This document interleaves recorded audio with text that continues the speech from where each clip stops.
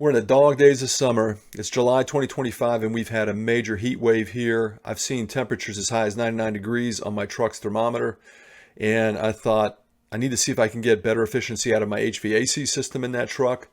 And this little trick that I've seen out there on the internet should work with any vehicle that has a heating line. I think all trucks or all vehicles use a source of hot water from the coolant system that goes to the heater core, which is typically under your dash, and that's what the fan blows across to give you heat. Unfortunately, some vehicles like my 10 Gen F-150, that thing is constantly flowing.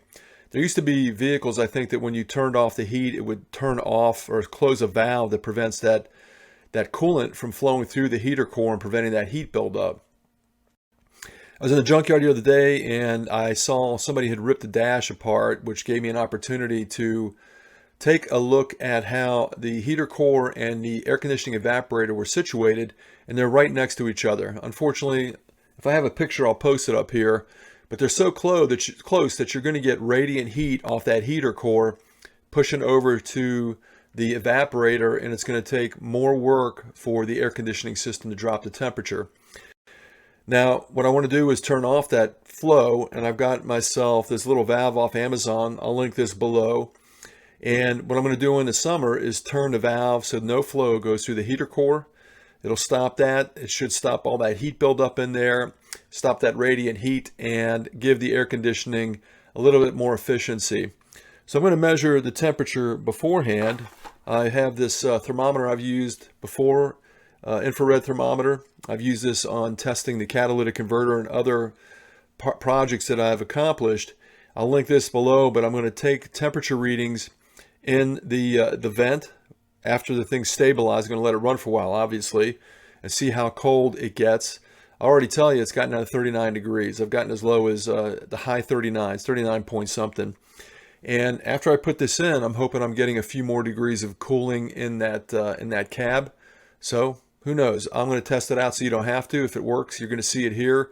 You can go down into the description of this video, buy these for yourself, put it in, and get a little bit more efficiency out of your air conditioning. Let's go see how it works.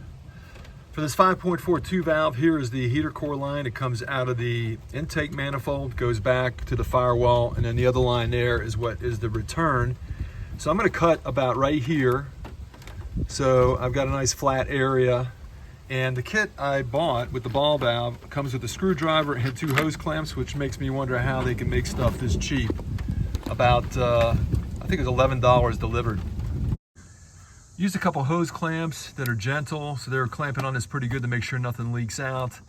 And I've got this pan under here because I don't want any fluid getting down there where the spark plug wells are. I'm going to use this hose cutter just to separate this now.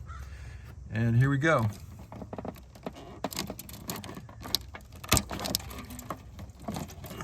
A little bit of fluid. Oop, got off the camera there.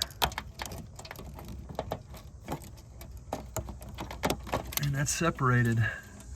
There we go. The ball valve's in place. I've got it in the off position. I'm going to run the truck up to temperature, make sure there's no leaks, and then I'll be able to test the air conditioning performance. In the intro, I showed 39 degrees, and we're now down under 26 degrees. Same vent. And I've got the settings on the air conditioning system the same. It's on max setting. Look at that, under 24 degrees. That is incredible. For 11 bucks, talk about a much more enjoyable environment in your vehicle, especially in some of these hot climates like in Texas and Florida. But again, here in South Carolina, it's been super hot. Wow, under 22 degrees. So I'll link this valve in the description, as I mentioned, all the other products that I use to do this, and wow. This was a good bang for the buck, 11 bucks. Well, God, the temperature continues to go down as I talk, but I'm going to let you guys go. You can see it works. I'll see you next time on Driving Intelligence.